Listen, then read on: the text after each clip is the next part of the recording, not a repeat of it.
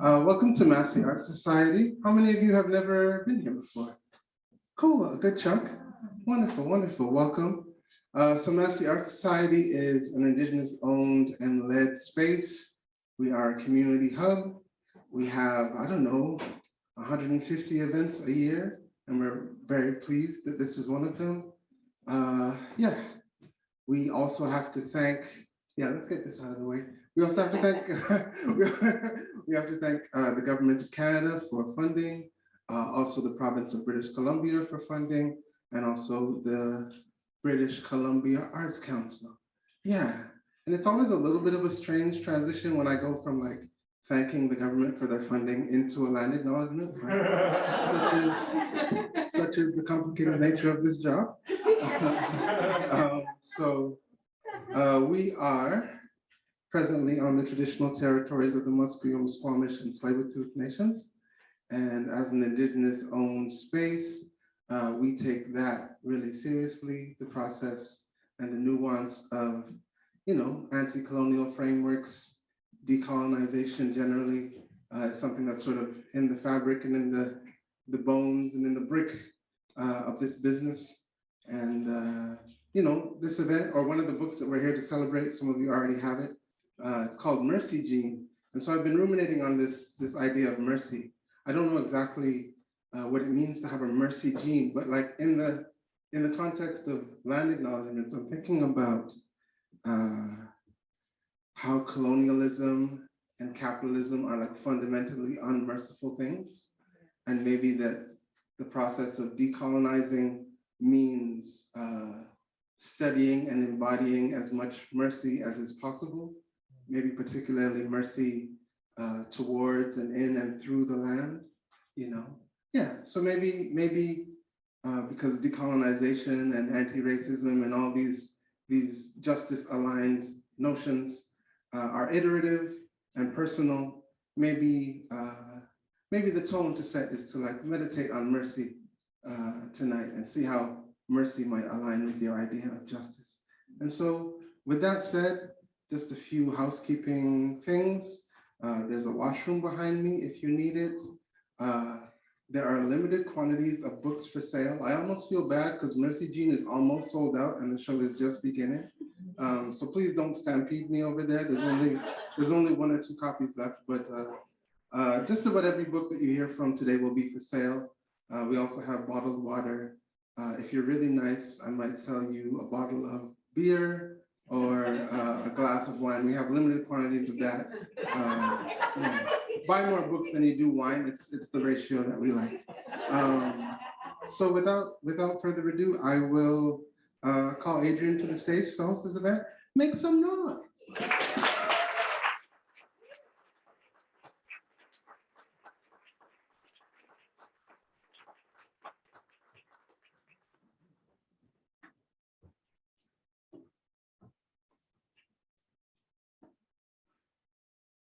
Hello. I cannot tell you how happy I am to be here today. I see my friend in the back, who you're gonna see read from their book shortly. And I'm filled with love and I'm filled with gratitude. And I see many friendly faces here, or at least this part of your faces. And I see that you have foreheads that are very friendly. So this is what's going to happen tonight is I'm going to talk a very little tiny bit. I'm actually going to read a little tiny bit as well. Cecily Nicholson, who was going to read with us, was not able to come tonight. So I'm a poor replacement, but I'll do my best. And then we'll hear from Zsuzsi Gartner, and then we'll hear from JD. I'll probably come in between and say hello. And I want to make it really clear that you might have to pee and it might feel weird to come up here and go pee. And I'm just gonna take a moment. JD, Zsuzsi, is it okay if people come and go pee while you're talking? Yeah, because I'm gonna have to pee before I leave. Okay, great. So it might feel weird, but I say embrace the weirdness because Like, what else are we gonna do, right? Here it is, that is right there. And I don't think we can hear you pee. But let's just do a quick check. Okay, I'm just gonna go in here.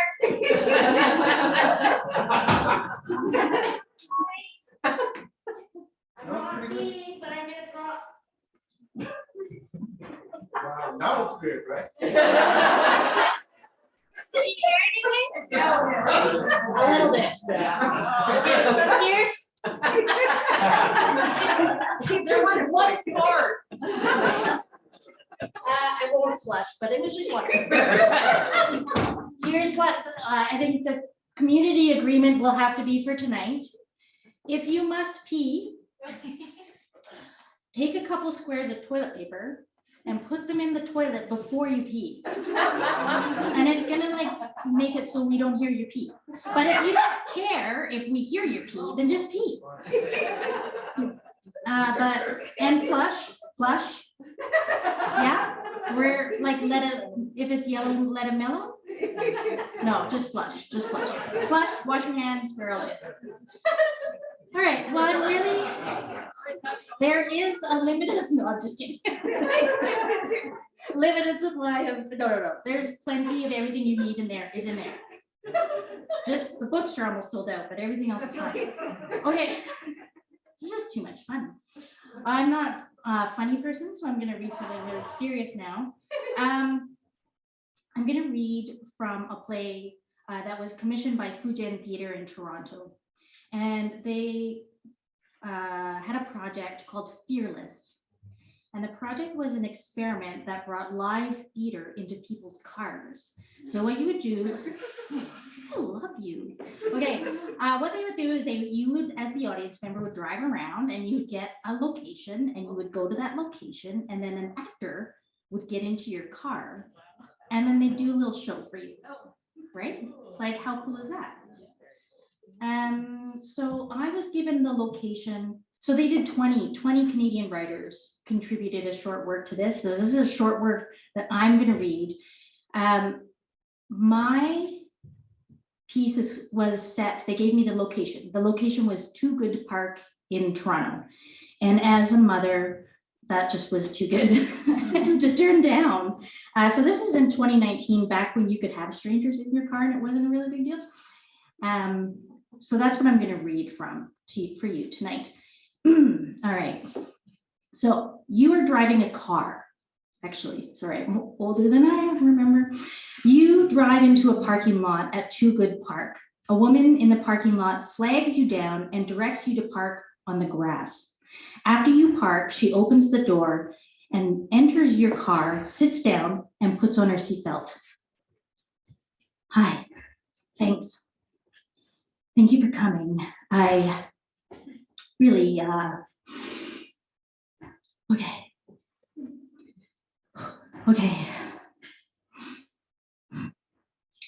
Okay. She starts to cry. This goes on for a long time. This entire crying beat from here until the deep breaths below should take so long that it feels uncomfortable to the driver. I'm sorry. More crying. Sorry. She seems about to stop, then more crying. I'm sorry, I don't know why. This crying is really heavy, sobbing, weeping. The crying is so extreme that some of the following line becomes unintelligible. She uses repetition, mime, whatever, to communicate what she needs. Do you have ad-lib improv, blah, blah, blah. If the driver doesn't have anything like that, she asks if she can use their shirt. If they do have one, she uses the tissue and then asks for a hug or something, so that by the end of this, her head is on their shoulder or something, a safe touch. I'm sorry. I know it's cheesy, but will you just breathe with me?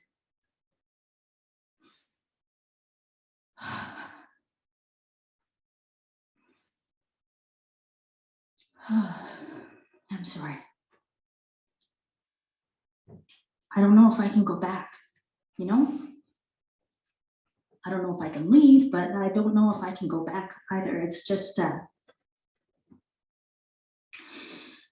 you know that thing where it's overcast and the weather is about to change, so you have a drowning headache and you've been inside all day and it's just been a series of attempts to get someone to do something they don't want to do. So you have to try all these ways of making it exciting for them, or at least palatable, or at the very most, get them to understand that putting on underwear is something we all do every day because hygiene and germs, and for the love of. And then once you get over the mountain, that mountain, it's on to a new challenge, which is eating, and then cleaning up from breakfast, and then playing. But playing takes up so much energy that you might as well just start making more food so that you have an excuse not to play, and so that you can just start fighting the eating fight again until an arbitrarily determined but appropriate amount of food has been ingested for the continuation of life. And oh, have you peed? Do you need to go pee? Of course. The answer is no. So of course, I trust you to listen to your body, and when your body is trying to tell you to pee or whatever, are you listening to your body? No? Don't ask questions, because the answer is always no, right? And then it's time to clean up again, or eat again, or change clothes again. And by now the headache is worse because you chose today to only drink coffee in the morning. Because have you seen the webs that spiders weave when they are on drugs? And they are all wondrous and bear some resemblance to what we know as spider webs, except for when the spiders are on caffeine, those webs are ragged and nonsensical. So why are you poisoning yourself every day and making your brain do these things that don't make sense and are so ragged, you know? And don't even start me about nap training. She looks over at you for the first time in this whole rant. Oh, sorry. I took the baby to her little friend's house, Mary Beth, and they are the same age, a couple months apart. And the mom, Christy, her mom is still great. Only one baby, so there's that, right? And she has this much more room to think, to consider. She says they're considering baby number 2, so she doesn't mind taking, you know, she'll even take a fucking nap over there. Try to get her to sleep at our house in the afternoon. That's not a thing. That's not gonna happen. And if she does, then she's up super late, like super late, like later than me. Lol, lol. Why do people say lol when they could just, you know,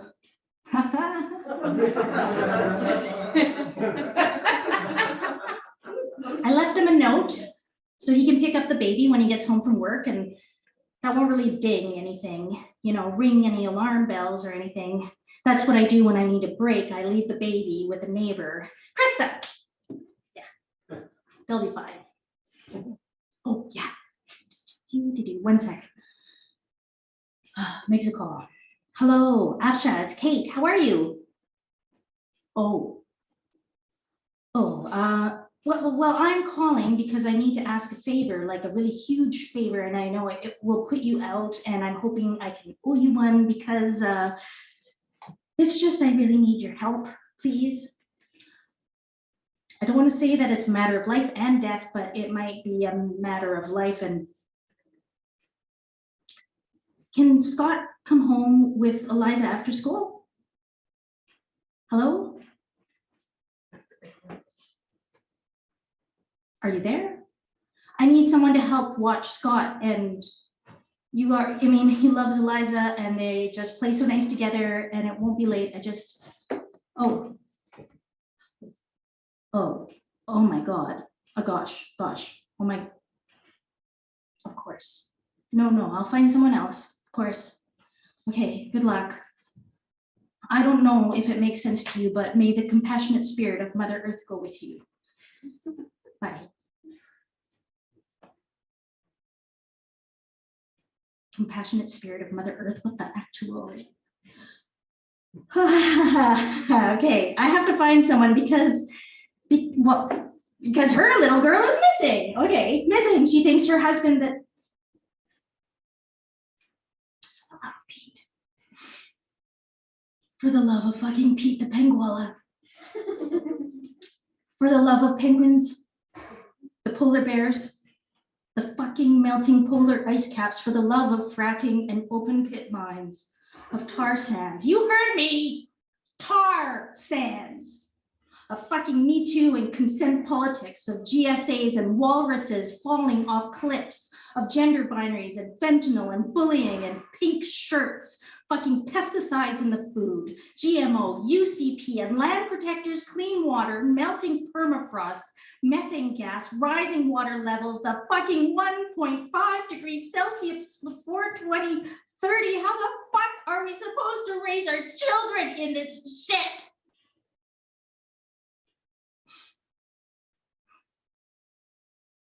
She cries for a long time. She checks the time. Oh, shit. I'm out of time. School is out soon. And I can't just, as if I don't go, then what happens? And he stands there looking around, wondering, maybe kicks some dirt around, plays with the walkers, the kids who walk home from school, not some kids named Walker. Then what? Goes to the office. No. At what point does he notice there's no one there for him? At what point does he worry? At what point does that translate into a deep and abiding sense of betrayal? The hardest part about being a parent is that you don't get to be a kid anymore. You have to be rock solid, or at least appear rock solid. Thank you. I'm sorry I can't be late. She exits the car and scene.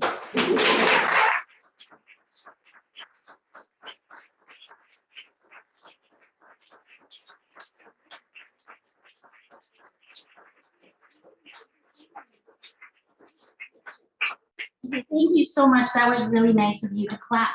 I feel a little unprepared in the sense that I haven't memorized biographies. And I feel like that's an important part of these things. But I'm going to tell you right up, like, I just met Zsuzsi Gartner this afternoon. But I know that they've been friends with JD for a long time. And she might have to go pee.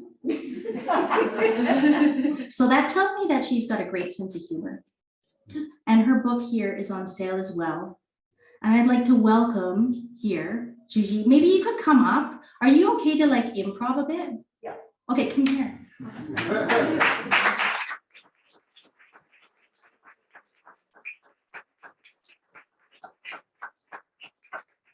Ask you some questions and get to know you. Just a little Q&A, and I'll get to know you, and then they'll get to know you. I'm gonna run and pee after my meeting. Patricia? This is Patricia? This is Fun. Patricia? One of the Patricias. Is there another Patricia here? Not the. Oh, not that Patricia, no. This is the fake Patricia.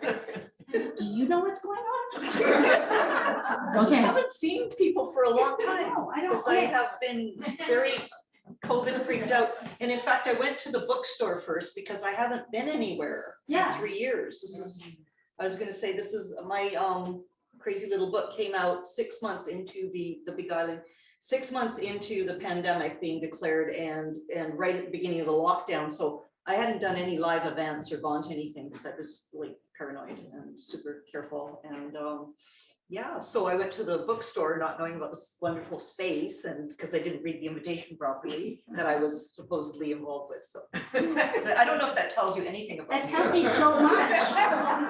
Okay, but are you like born and raised in Vancouver? No. Where are you from? Do people care? Do you care? Yeah, they're saying they care. Born in Winnipeg. Yeah. Grew up in Calgary. Lived in Toronto and Ottawa, and now I'm in Vancouver. Okay. Yeah, so all around. And then this book, is this? So JD and I were at the same high school in Calgary together. Bishop Carroll. Woo! My little sister went to Bishop Carroll. What? Yeah. Oh my. I mean, I say little sister, but you know, she's taller than me, But yeah. but younger, but only by 18 months. But back to your book. Okay, Yeah. Is this one of many books? one of 3. One of 3?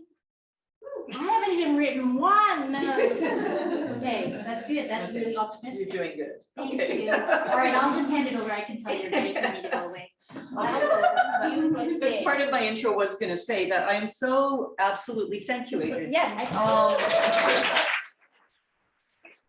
To be a warm-up act for JD's incredible debut book, Mercy Jean. That is, it's such a different, it's one of a kind, and it will blow your minds, and they're incredible, and to be asked to kind of come and contribute here is a real honor. And like I said, I haven't read live from this book, and it's been out for like almost 2.5 years now, so it's all been online, so this is quite exciting. Do you need to pee? I'll go right after while Okay. you're introing, and then I'll run back and Okay. we'll do the thing here. Okay, so I'm not going to say much about it, except the protagonist's name is Lucy, and she loses a beloved cousin near the beginning of the book in a really macabre manner. And after that, complete strangers come up to her and kind of divulge their deepest, darkest secrets, meaning they're not really confessions, but it is as if they're confessing, but they're things they've just never said to anybody. So no one else knows about these things. So this is quite late in the book, and I just wanted to do a little standalone bit, and I wanted it to fit in, and polar bears on melting ice floes happens the page right before this, because there's this environmental aspect.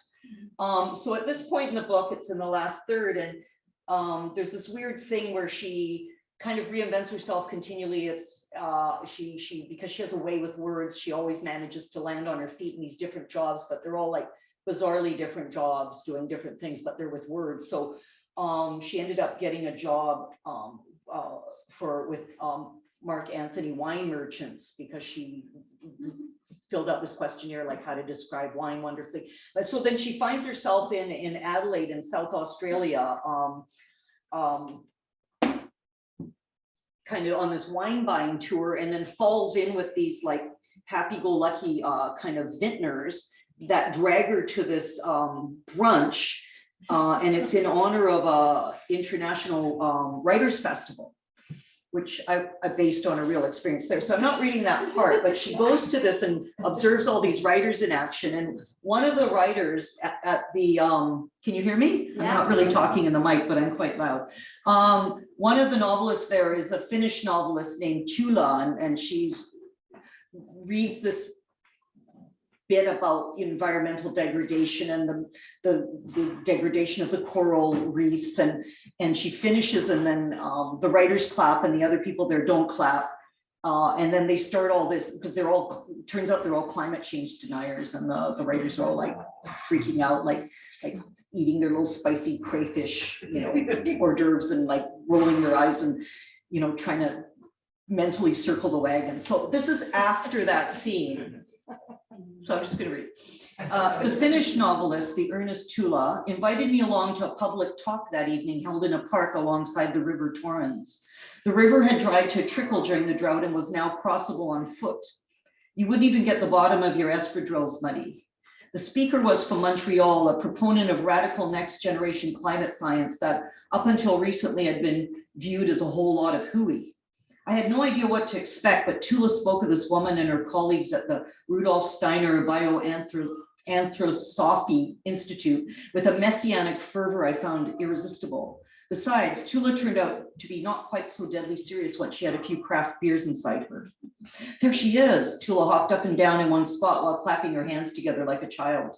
I noticed many of the others in the crowd doing the same thing, as if I stood in the midst of a small herd of excited wallabies. Am I reading too quickly?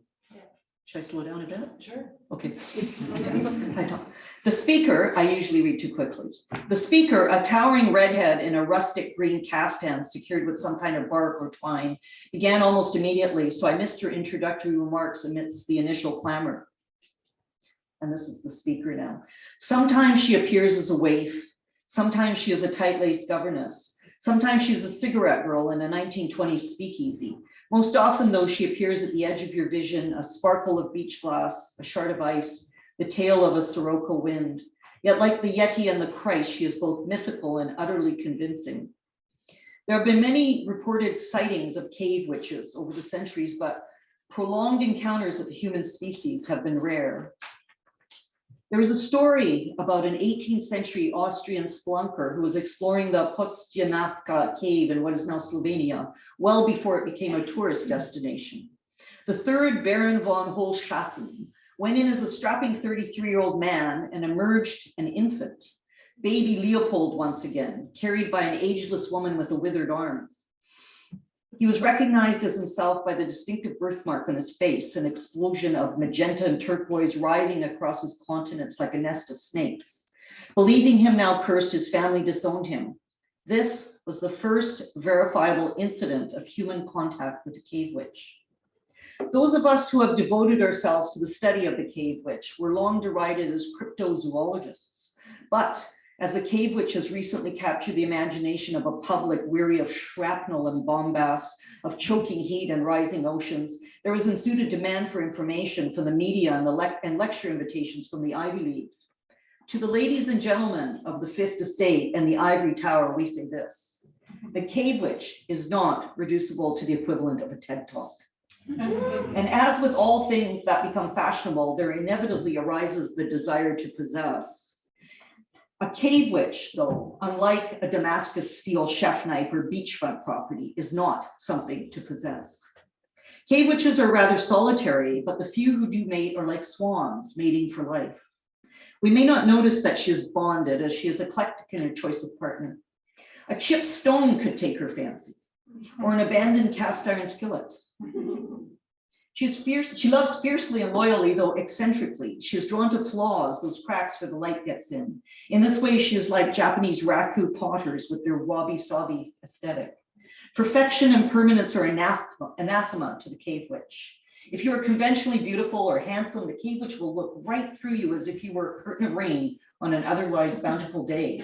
But if you have a walleye, or your eyebrows were burnt off in a fire by an ungrateful stepchild, or your face sprayed with acid by a lout racing past on a Vespa scooter, the cave witch will love you. Appearances to the contrary, we share more DNA with an Abyssinian kitten or a fruit fly than we do with a cave witch. Her genetic material is four-dimensional, exists outside of her body, and has much in common geometrically with the I.M. Pi pyramids of the Louvre. It is this, her otherworldly genetic code, that could provide the answer to the global food security problem, to drought, to the melting of the polar ice caps. At this point, the audience drew in a collective breath. Beside me, Tula held a hand to her throat and closed her eyes. Her small ears quivered ever so slightly like an insect's antenna. She was the most sensitive person I'd ever encountered. It was as if every hair follicle was tuned to the misfortunes of the world. Every nerve lay on the surface of her skin. Bear with me, the speaker twitched a small smile. And remember, Rome wasn't built or destroyed in a day. So she continues, a suitable dwelling for a cave witch can be found anywhere there is a source of water and an abundance of eccentric vegetation and otherworldly botanicals. The cave itself can be of stone, earth, or ice, hidden behind a waterfall or out in the open, moist and subterranean or as dry as sandstone. As with any cave, ooh, this is where I tell people where to put commas, and I didn't. As with any cave, sentient beings have called home since time began. There are stories to be reckoned with on the walls where the cave witch dwells. Even if she's away on her wanderings, her murmurings slip through the fog, the opening like fog, and curl up along the walls. We've seen shifting shapes in them the way others see images in clouds. A polar bear giving birth to a seal. A honeysuckle blossom nursing at the teat of a sow. A blue fairy emerging from a tar black pool and lighting up the world with a single candle. It has only been recently that we've learned these shapes are the repository of the cave witch's memory or even her soul.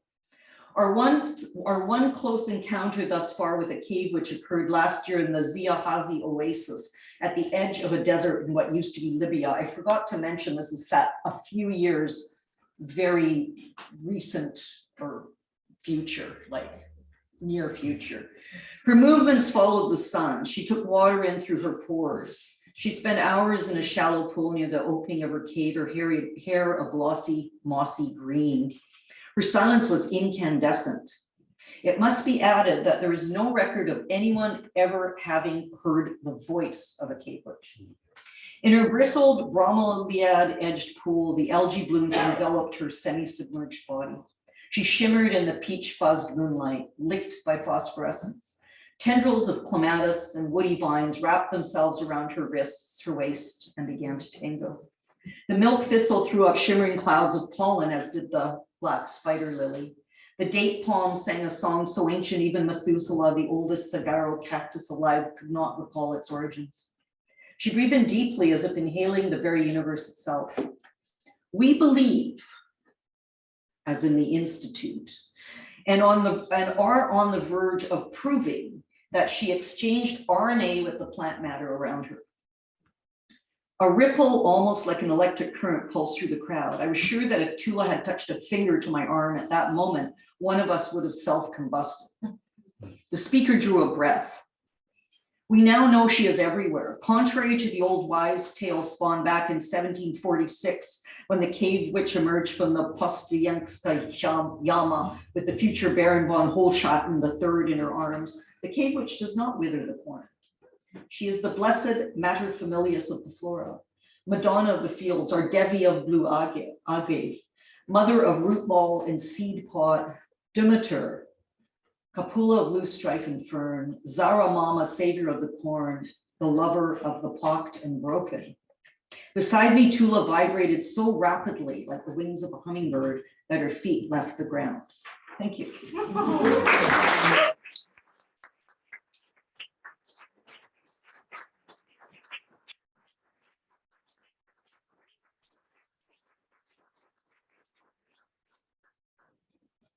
Wow, beautiful. I'm gonna vamp a little bit because you might have to pee. And this is a great time to do it. We've established that sometimes we can hear things, but sometimes we can't. Yeah, do it. Go for it. Now's the time. You've heard most of it. Yeah, but I mean, yeah, pee. What did I hear? Like when you take care of your body, you take care of the group. Yeah. So I was very lucky to get a copy of Mercy Jane from JD. And I read it. And as I was reading it, knowing that I would see JD in the next couple days, I said to myself very sternly, do not be weird the next time you see JD. Do not be weird about this. Do not be weird. And then JD came and picked up some stuff. I'm just gonna stand over here. Can you still hear me okay? Yeah. Okay. And then I went and JD came to pick up some stuff, and I was reading the book, and I was neglecting my children, and they came to the door, and I waved the book in their face in, may I, Patricia, just for a moment. I was like, and then I gave them I'm sorry, but, and then I gave them a big hug. And then, you know, that thing that happens when somebody's done the hug and they start to like pull away from you. And I said, I just need a little more hugging. So that is weird. That was weird. And I own that. I was weird with you. I take responsibility for that. And I love you so much. I forgot that I was going to check with you about what I was going to read because of that caffeine thing. Yeah, which is something you told me, but it's like so many things that you tell me and share with me, they find their way into me, and like the rain comes down on the mountains, right? But it comes out through the streams. I feel like I am so blessed to have your wisdom in my life. And I don't know, it's the street, I don't know what the stream is. Maybe it has to be a bathroom. Can I give you a hug?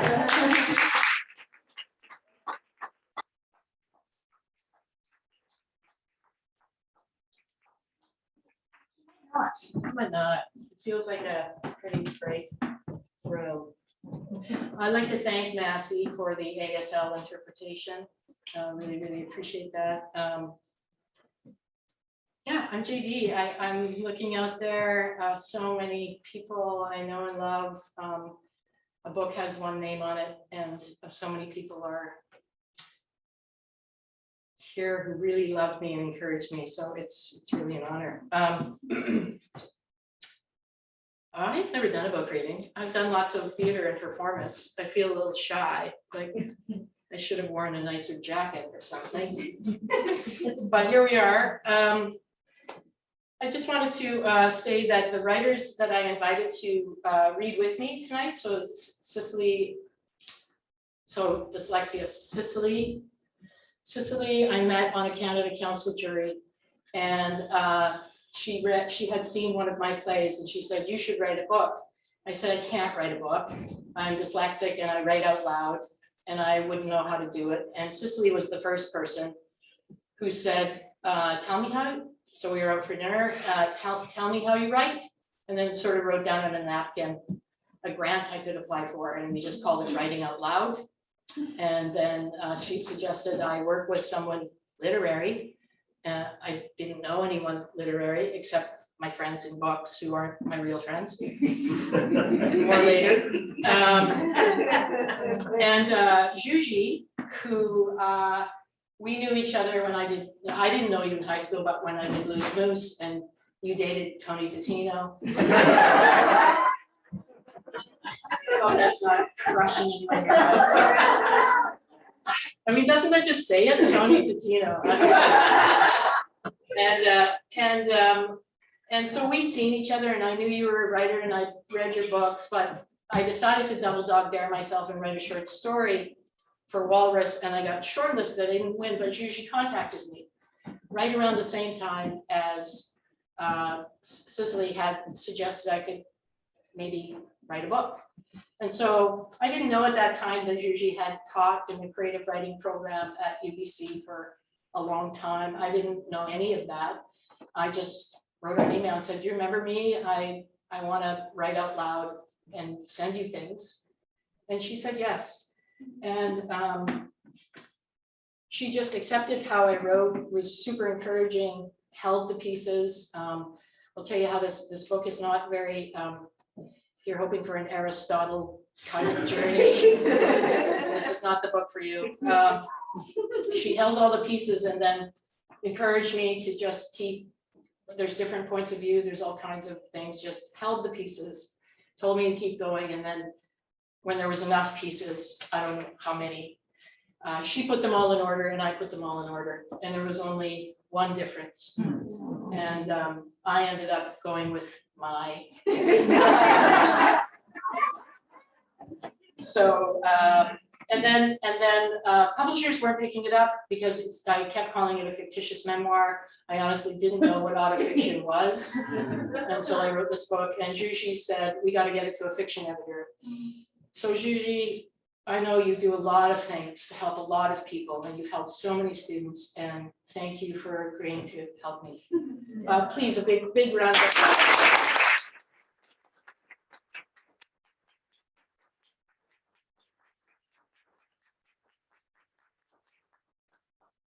This is the part where I read from the book. Yeah, Mercy Jean, The Man-Made Making of a Mad Woman. I'm just going to read some fragments that I've marked. Like this. It happens like this, in fragments that come out of order, unruly, sudden, begging to be seen, like older drunk women dressed up for a night on the town. A mess of images, half-formed and slippery, sometimes shouting, "Don't forget me," then disappearing quickly, blurs in a downpour of black and white words, just like that. Rules of engagement, 1. Some people know me as JD Derbyshire. I prefer JD. My parents are still partial to Janice. I chopped the ice off Janice in grade 9. Everyone was fine with that except my parents and the government. I would have chopped nice off the end, but that would have left me simply as Ja, yes in German. I didn't think I could pull that off. I had a nickname as a kid on sports teams and with friends, JD. It's what I use now. Outwardly, JD works as my initials. Inwardly, I know JD stands for my true name, Joshua Dandelion, a genderqueer lesbian woe boy who can make the sun stop in its tracks and is seen as a weed but has incredibly useful properties. JD wrote this book for Janice and Jan.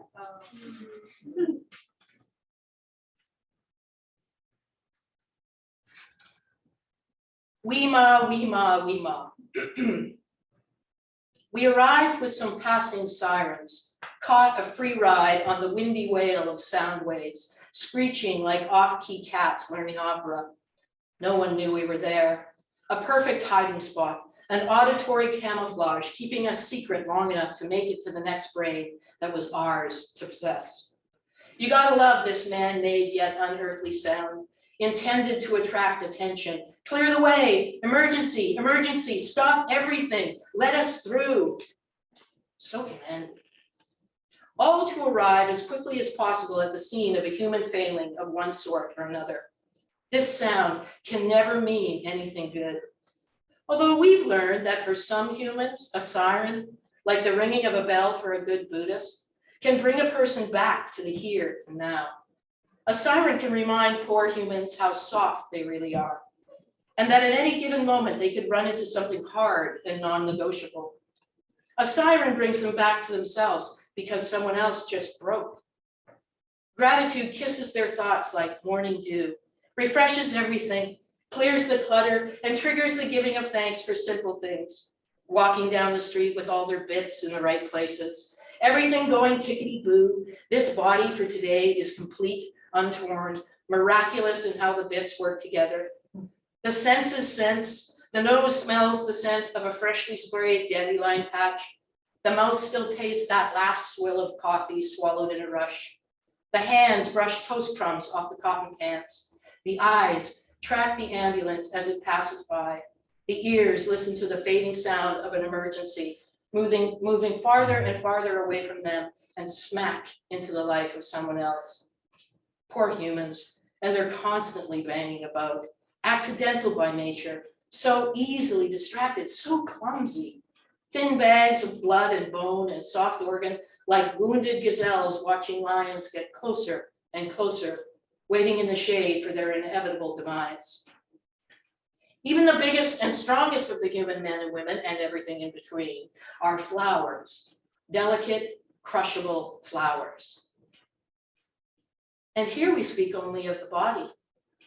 Don't get us started on the brain, which is designed, it seems, to break. It would have been more honest to make it out of glass. Then the poor humans would have half a chance of understanding how easily it can be damaged, how unavoidable chips and cracks are, and how high the odds really are of shattering the poor little sucker to smithereens. The thing should be covered in stickers. Fragile, fragile, seriously. This side up, really fucking fragile. Don't shake, don't stir, don't bang about, don't hit. Don't fill with too many abstract ideas. Poor humans, so vulnerable, so obsessed with pretending not to be. Badly designed from the beginning, whatever that was. Oh, they have their theories. They love their theories. When you think about evolution, for example, and we don't mean deeply, we just mean when you think about that one idea, about the retaining and strengthening of traits most favorable to survival in a species, and then you look at humans, how can you not say, what the fuck? This is what made it through?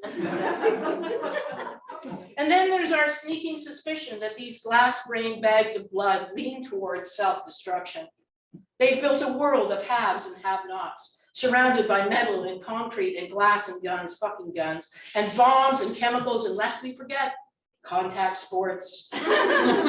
They seem driven to make things up that hurt themselves, including us. We are auditory hallucinations. We are not from the realm of hard realities. We are delusional, and we come from somewhere we don't even know. On the day we arrived inside the passing sirens, we flew into the narrow ear canals of a 13-year-old girl. It was the spring of 1974, and it was you, Janice, disheveled and confused behind some faded green grain elevator in southern Alberta. You had no idea that it wasn't just broken beer bottle glass at your feet. You had dropped your brain, and that's how we got in, the voices in your head.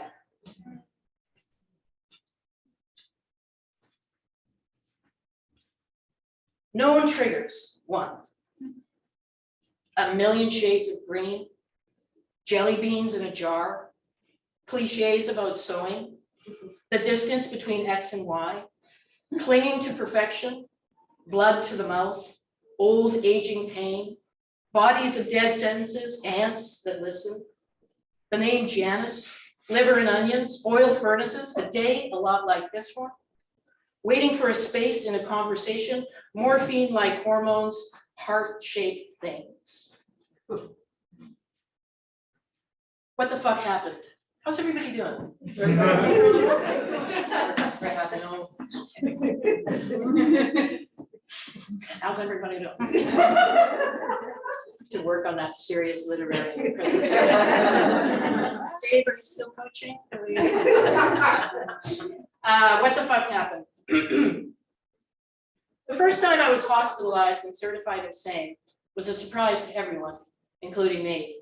I was sitting in my apartment on a gray couch with orange pillows. I was eating toast with honey. I was drinking tea. I thought it was just another day. True, thoughts, ideas, and feelings were flying over my corpus callosum like cows gone mad in an endlessly repeated nursery rhyme. And for no apparent reason, hated a little, echoed through my cerebellum. There was a cat playing fiddle in my right frontal lobe and a good sport of a dog laughing and pissing up and down my brainstem for culinary reasons that were clearly outside sanity's protocol. A dish running away with a spoon fell out of my ear and clattered to the ground. The fork and the knife remained in my brain, gleaming for the attention they felt they deserved. Avoid sharp, pointy things, one of the airborne bovines reminded me on her last pass over the mood. This piece of advice made the most sense to me, as trillions of synapses and snippets of sayings and opinions and trivia fought to be heard in my head. It was a cerebral dog's breakfast brought to me by Kellogg's. Snap, crackle, and pop. Logic played hide and seek in the lateral ventricles. Rage riots broke out in the pituitary gland, and moments were stolen indiscriminately from every lobe. Outside my window, the grass began to growl. I could hear a squirrel's heartbeat. The leaves on the cherry trees screamed green. The emotional roller coaster kept on going. A carny hanging out of my hypothalamus yelled, "You want to go faster?" I heard myself answer, "Fuck yes!" I flew off my amusement park moorings, overshot the sound of mind completely, and landed in the street with nothing but a pack of cigarettes and a rant. I started batting Starbucks coffee cups out of people's hands, denouncing them all as addicts of North America's most insidious drug, coffee. I popped up on a metal newspaper box and began to pontificate on the evils of caffeine. Caffeine does not give you energy. It stimulates your nervous system, and that's not energy, that's stress. The energy you get from caffeine is on loan from your adrenals and your liver, and the interest you pay is high, motherfucker. Anxiety, depression, hypertension, hypoglycemia, mood disorders. So give it up, star fucks, star fucks, star fucks.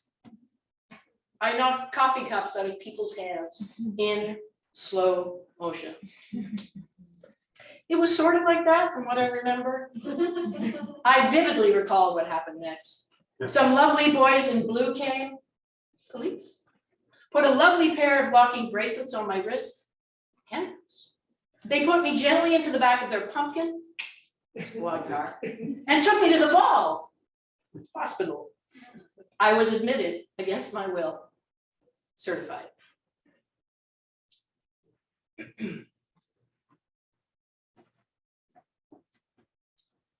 My numbers. Okay. Known triggers 3.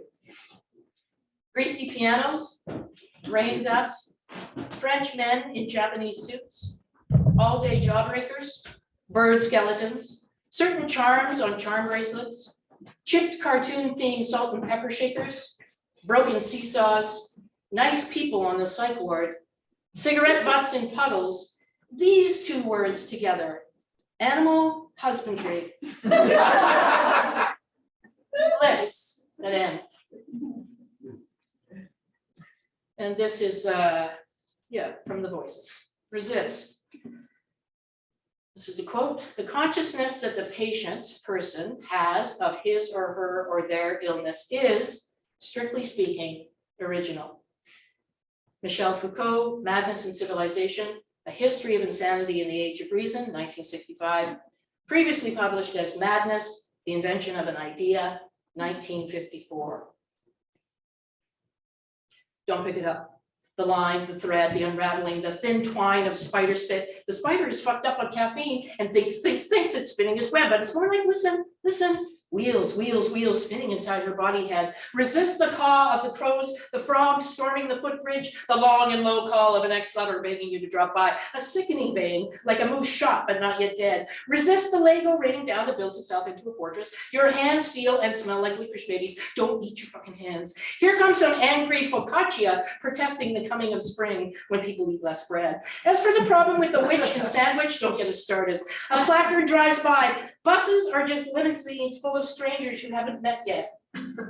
Some fucked up fucker wrote that, got paid money for that. Talk about a mind-altering spider spinning a lopsided web. Order another espresso and feel at once, spider and fly. Webinars are fucking ridiculous. Resist the black mold on the wall seeping towards you. A drunken Bob high on the prospect of slowly killing everyone in here. Starfucks, Starfucks, Starfucks. That rings a bell, a ring-a-ding-a-ding-dong bell. You thought you gave up coffee. Fuck, it's just coffee. Resist the message, run for your life. Veined out of the cracks of the linoleum. It's for the poodle, half asleep at that feet of that cowardly man-child that lives in the building next to yours, the one made of Lego, the building and the man-child. Resist making meaning of all this. Here, feel, it's fractured, it's churning brain butter, babies with guns, a lot of perfectly good dinners going down the drain right now. All right, focus. You're cut out. You need to get back to the horn of plenty. Fat red fish gyrate inside lonesome bobby socks. Haiku? Not quite, fuck you. Michel Foucault was right about madness being an individual experience. Stigma Fry would have a field day with this, outstanding in his field, making sense of the nonsensical. Stigma fraud later on, so much later on. I left my heart in San Frank's disco. Bad jokes are bad. The back moon is a crow, roadkill. Listen. Resist the marble ball of underdetermined cheese freak, plaster fuck job of horror wink, flabby, wet, yellow, Madagascar yellow fuck. You do not hit and you do not have a freak out. That mother is talking to you, not that little gnome that looks so much like her, also made of flesh-colored Lego. You don't hit and you don't freak out. We're going to get really angry in a moment. Stop right now. You can't. There is just too much going on today and we can't explain it to you, but it needs to stop. Little Lego gnome breaking down in starved fucks, climbs the walls, takes the vents. Spidey boy, take the vent. We're right behind you. Anyone want to go for coffee after?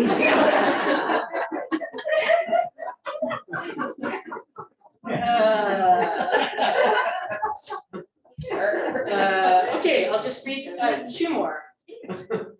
Recently known glimmers. 1. Glimmers are the opposite of triggers. They don't get much press, like good news. A glimmer is defined as a small moment that sparks joy or peace that cues our nervous system to feel calm or safe or happy. 1. Discovering the concept of glimmers as defined by Wikipedia when I Googled what's the opposite of trigger. 2. Thinking about what kind of theater or stand-up show would have a glimmer warning. 3. Riding my bike downhill and closing my eyes for a few seconds. 4. Toddlers running and not falling down. 5. Eating cheese pizza under an awning in the rain. 6.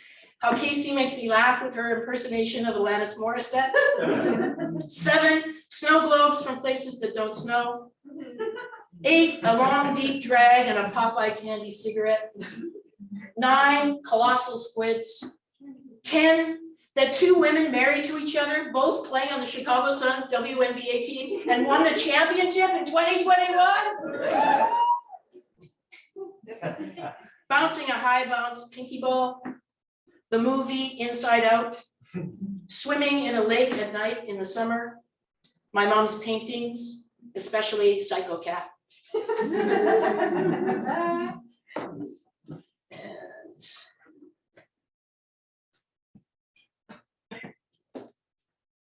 Joseph, Inez, and Estelle. JD is trying to give the voices all the attention they deserve. Turns out delusions don't think of themselves as delusions. After tuning into several of their meetings, JD discovers their concerns about not knowing where they come from or where they could go next. Without a past, it's hard to know what direction points towards the future. And with that, splat, a shit stink of empathy lands on JD from some passing thought bird.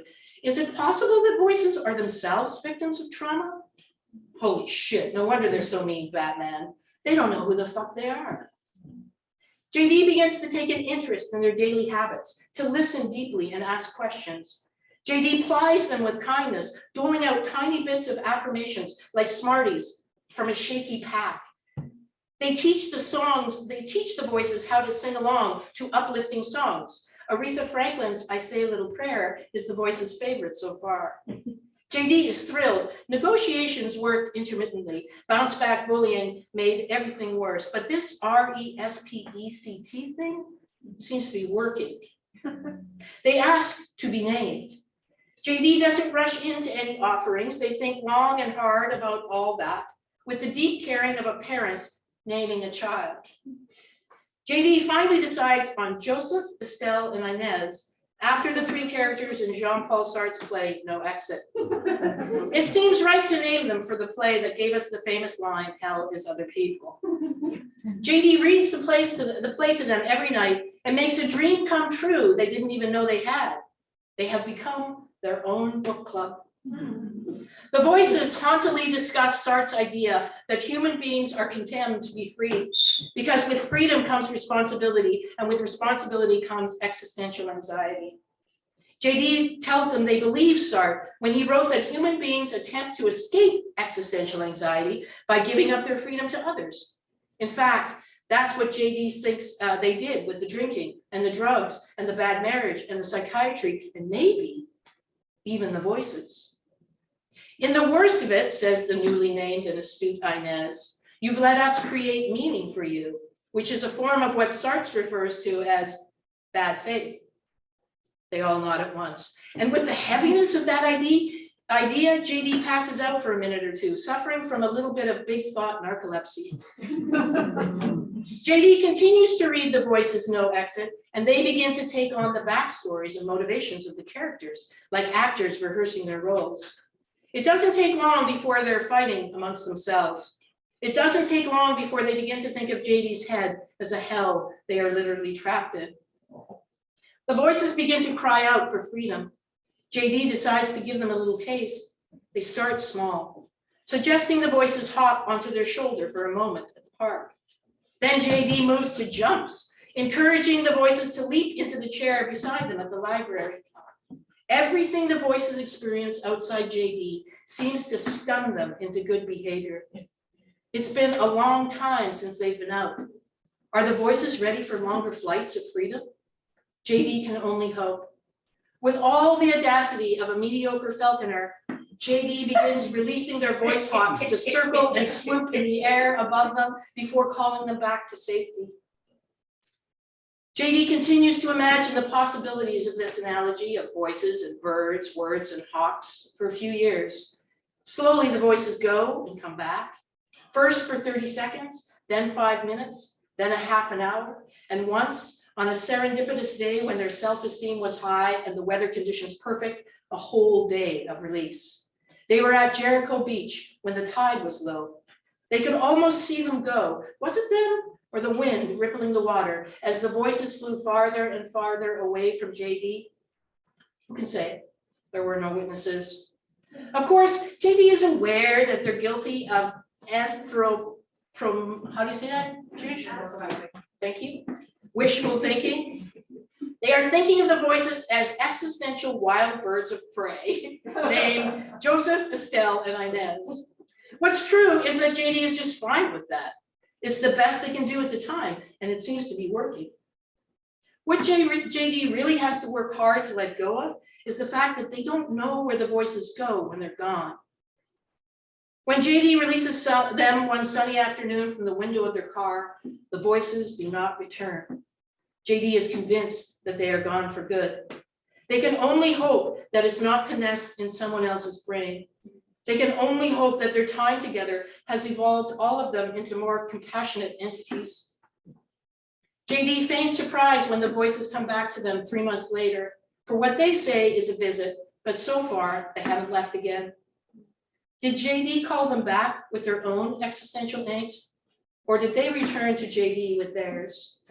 JD will never know, but there is hope that JD and the voices are pointed more towards lives of good faith than bad, being in and of themselves less delusional and more real.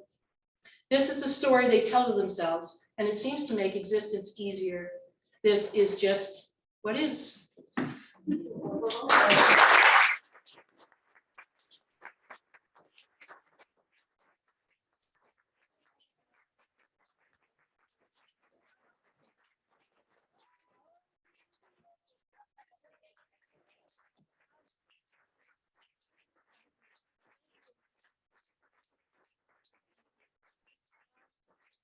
I don't think there are any books left, but you can get them through Massy. Please support Massy, my favorite bookstore in Vancouver. And I just wanted to, one more shout out. My daughter, who is the only other real name in the autofiction novel. You know, I was a queer single mom at a time when queers didn't even have children, and I am very aware that I would not be here without the love and acceptance of Casey, not only of the person that I am, but also of my creativity. I didn't want to have a baby and then tell her these were all the things that I did before you, and now I'm a legal secretary. And no offense if you are a legal secretary, good solid choice. We lived all over, and we lived in places that, you know, anyway, I love you so much. And thank you also to my brother who came all the way up from Calgary, my brother. Thanks, everybody.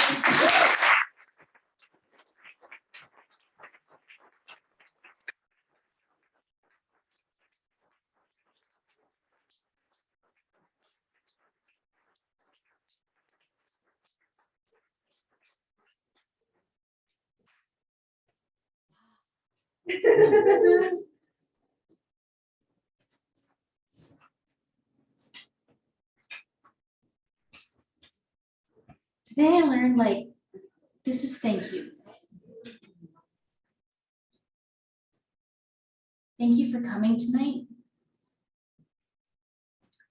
Thank you for your artistry. I don't think you should be up there all alone. No. It feels wrong.